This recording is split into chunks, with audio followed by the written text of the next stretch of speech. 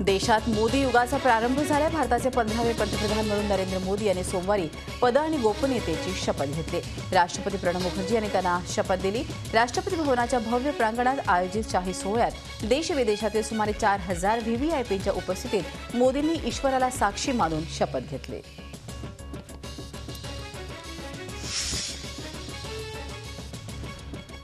नरेंद्र मोदींनी पंतप्रधानपदाची शपथ घेतल्यावर देशभरात भाजप कार्यकर्त्यांनी जोरदार सेलिब्रेशन केलं। देशभरात अक्षरशः दिवाळी साजरी करण्यात आली। मुंबईत भाजप कार्यकर्त्यांनी फटाके फोडून आणि मिठाई वाटून आनंद साजरा केला। पुण्यातही मोदींच्या पंतप्रधानपदी स्वागतासाठी खास पुणेरी पद्धतीनं जल्लोष करण्यात आला। औरंगाबादमध्येही ढोल ताशे आणि नगारी वाजवून मोदींच्या पंतप्रधानपदाचा जल्लोष करण्यात आला। नाशिकमध्ये दिव्यांची रोषणाई करण्यात आली होती। महाराष्ट्राप्रमाणेच देशातही हा आनंद जल्लोष बघायला मिळत होता। राजधानी नवी दिल्लीतही आनंदाला उधाण आलं होतं।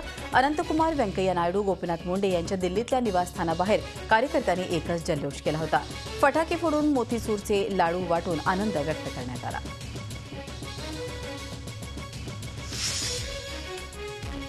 मोदींनी शपथ घेतल्यानंतर वाराणसीत पारंपरिक पद्धतीनं गंगापूजन करण्यात आलं। वाराणसी हा मोदींचा मतदारसंघ। वाराणसीनं मोदींनी विक्रमी मतांनी निवडून आणलं।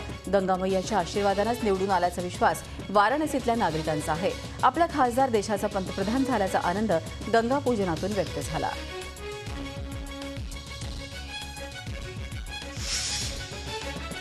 नरेंद्र मोदी शपथ घेत असताना त्यांची आई हिराबा टीव्हीवरून आपल्या मुलाच्या आयुष्यातला हा ऐतिहासिक प्रसंग बघत होत्या।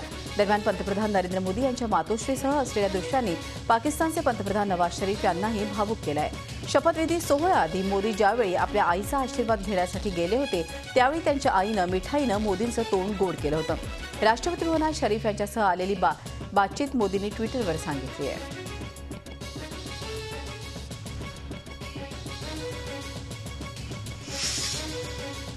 मोदींच्या शपथविधी सोहळ्यात सार्क देशांच्या राष्ट्रप्रमुखांसह बॉलिवूडच्या कलाकारांनीही साऱ्यांचंच लक्ष वेधलं। रुपेरी पडद्यावरचे कलाकार मोदींच्या शपथविधी सोहळ्याचे साक्षीदार होण्यासाठी आवर्जून उपस्थित होते। यात शत्रुघ्न सिन्हा, हेमा मालिनी, धर्मेंद्र, विनोद खन्ना हजर होते। याशिवाय अभिनेता सलमान खान आणि त्याचे वडील प्रसिद्ध लेखक सलीम खान यांनाही सोहळ्याला खास आमंत्रित करण्यात आलं होतं। निवडणुकीदरम्यान मोदींना उघडपणे पाठिंबा दर्शवणारा विवेक ओबेरॉय, बप्पी लाहिरी, मनोज तिवारी, मधुर भांडारकर यांनीही या खास सोहळ्याला हजेरी लावली। नरेंद्र मोदी सरकारच्या 46 जणांच्या नव्या मंत्रिमंडळात उत्तर प्रदेशचे सर्वाधिक 8 मंत्री आहेत। त्यापाठोपाठ महाराष्ट्रातील 6, बिहारमधील 5, गुजरात, कर्नाटक आणि मध्य प्रदेशातील प्रत्येकी 4 मंत्र्यांचा समावेश आहे। तामिळनाडू आणि हरियाणाच्या वाट्याला प्रत्येकी 2 मंत्रिपदं आली आहेत। पंजाब, दिल्ली, आंध्र प्रदेश, राजस्थान, ओडिशा, आसाम, जम्मू काश्मीर, अरुणाचल प्रदेश, गोवा, छत्तीसगड आणि झारखंड या राज्यांना एक मंत्रिपद देण्यात आलं आहे। विशेष म्हणजे उत्तराखंड, हिमाचल आणि पश्चिम बंगाल या राज्यांच्या वाट्याला एकही मंत्रिपद आलेलं नाही।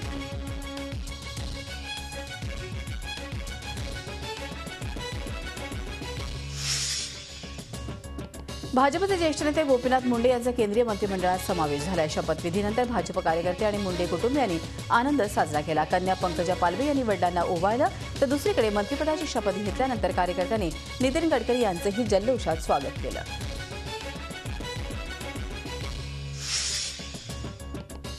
मोदींच्या नव्या मंत्रिमंडळाचा शपथविधी पार पडला। यात महाराष्ट्राच्या वाटेला 3 कॅबिनेट आणि 3 राज्यमंत्रिपदं आली आहेत। मात्र देशाची आर्थिक राजधानी असलेल्या मुंबईची झोळी मात्र रिकामीच राहिली आहे, कारण नव्या मंत्रिमंडळात मुंबईतल्या एकाही खासदाराची वर्णी लागलेली नाही।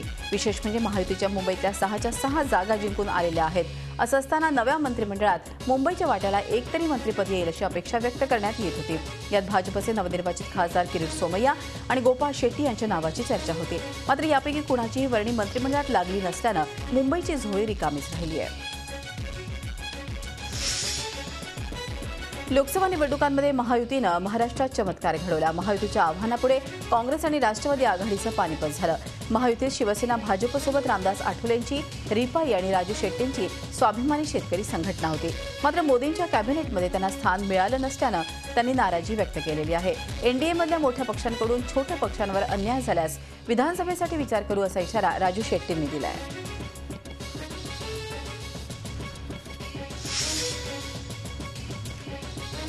राष्ट्रपती भवनात झालेल्या या अतिशय नेत्रदीपक सोहळ्यासाठी यावर्षी 7 देशांच्या राष्ट्रप्रमुखांना आमंत्रित करण्यात आलं होतं।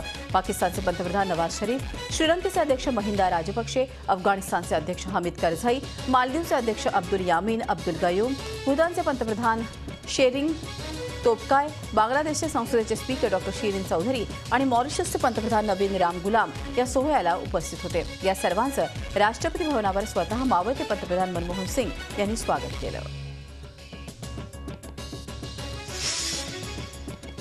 पंतप्रधान नरेंद्र मोदी यांच्या शपथविधी सोहळ्यासाठी भारताच्या शेजारी राष्ट्रांचे प्रमुख देखील उपस्थित होते। या सर्व प्रमुखांशी पंतप्रधान मोदी आज सकाळी थेट चर्चा करणार आहेत। अफगाणिस्तानचे राष्ट्राध्यक्ष हमीद करझाई यांना त्यांनी 9:30ची वेळ दिली आहे। मालदीवचे राष्ट्राध्यक्ष अब्दुल कयूम यांच्याशी 10:05 आणि श्रीलंकेचे राष्ट्राध्यक्ष महिंदा राजपक्षे यांच्याशी 10:30 भूतानचे पंतप्रधान तोशिंग टोबगे यांच्याशी 10:55 मोदी भेट घेणार आहेत। नेपाळचे पंतप्रधान सुशील कोइराला यांना त्यांनी 11:15ची वेळ दिली आहे, तर पाकिस्तानचे पंतप्रधान नवाज शरीफ यांना मोदींनी 12:10 वेळ दिली आहे। ते त्यांच्याशी 35 मिनिटं चर्चा करतील। बांगलादेशचे अध्यक्ष शिरीन चौधरी यांना ते 1:15 वाजता भेटणार आहेत।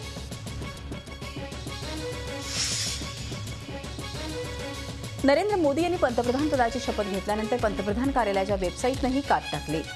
pmindia.nic.in ही पीएमओची अधिकृत वेबसाईट नव्या रूपामध्ये रिलॉन्च करण्यात आली। इंग्रजी आणि हिंदी अशा 2 भाषांमध्ये ही वेबसाईट आहे। साईटच्या माध्यमातून नवे पंतप्रधान नरेंद्र मोदी यांनी देशवासियांना आणि विश्वातील नागरिकांना उद्देशून खास संदेश दिलाय।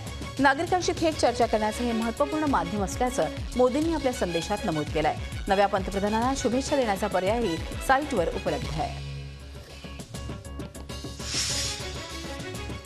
लंडनमधील मादाम तुसा या जगप्रसिद्ध वॅक्स म्युझियमच्या धर्तीवर लोणावळा शहरात उभारण्यात आलेल्या वॅक्स म्युझियममध्ये देशविदेशातील प्रसिद्ध व्यक्तींचे मेणाचे पुतळे ठेवण्यात आले आहेत। मात्र सध्या या सर्व पुतळ्यांमध्ये सर्वांना आकर्षित करतोय तो भारताचे 15वे पंतप्रधान नरेंद्र मोदी यांचा पुतळा। नुकत्याच पार पडलेल्या लोकसभा निवडणुकीत भारतीय जनता पार्टीला एक हाती सत्ता मिळवून देणारे नरेंद्र मोदी यांचा मेणाचा पुतळा बघण्यासाठी दूरदूरहून पर्यटक या ठिकाणी येत आहेत।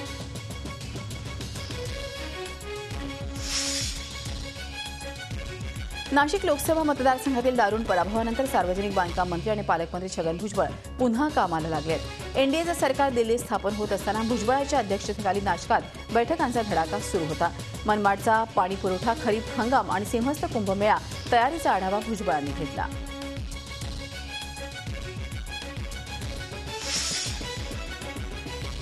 गोरखधाम एक्सप्रेस मालगाडीला धडकल्यानं झालेल्या भीषण अपघातात 40 ठार तर 100हून अधिक जखमी झालेत। या अपघाताची तीव्रता इतकी भीषण होती की एक्सप्रेसचे 4 डबे रुळावरून घसरले। ही एक्सप्रेस ट्रेन गोरखपूर इथून दिल्ली मार्गे हिसारकडे जात होती।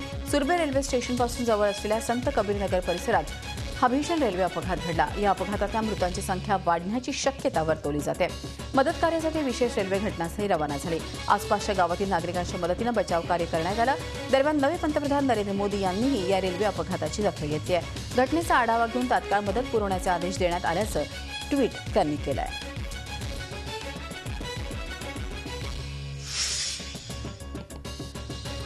इस्तेर अनुया बलात्कार आणि हत्या प्रकरणी मुंबई क्राईम ब्रांचनं कोर्टात आरोपपत्र दाखल केलं आहे। आरोपी चंद्रभान सानप या प्रकरणात आरोपी असून त्याच्यावरती बलात्कार करणं, दरोड्यासह अनेक कलमे लावण्यात आली आहेत। एकूण 542 पानांचं आरोपपत्र असून यात 76 साक्षीदार तपासले जाणार आहेत।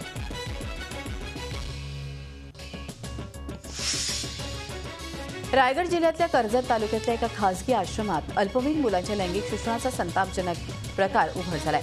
संस्थेच्या आश्रमात शिकणाऱ्या लहान मुला-मुलींवर लैंगिक शोषण होत असल्याचं उघड झालंय। 2002 सालापासून पुण्यातील रत्नप्रभा चॅरिटेबल संस्था 4 ते 14 वयोगटातल्या मुला-मुलींसाठी मोफत शिक्षण देण्याचं काम करते। असं असताना संस्था चालक अजित दाभोळकर आणि मुलांचा सांभाळ करणाऱ्या ललिता तोंडे यांनी इथल्या अल्पवयीन मुलांचं लैंगिक शोषण केल्याचा प्रकार उघडकीस आलाय। पालघरमध्ये एका कारखान्यात तरुणीच्या मालकाकडून विनयभंग केल्याची घटना समोर आली आहे। ही तरुणी ऑफिसमध्ये काम करत असताना तिचा विनयभंग करून तिची शारीरिक छेड काढण्याचा प्रयत्न केला होता। पोलिसांनी या मालकाविरोधात गुन्हा दाखल करून तिला ताब्यात घेतलंय।